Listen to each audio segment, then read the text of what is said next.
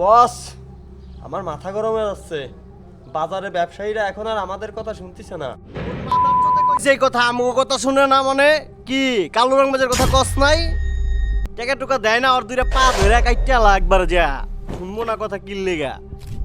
বস বলছি, আপনার কথা বললে আরো বেশি মারছে। আমার গেটি ধরে ধাক্কা দিয়ে ফেলাই দিছে।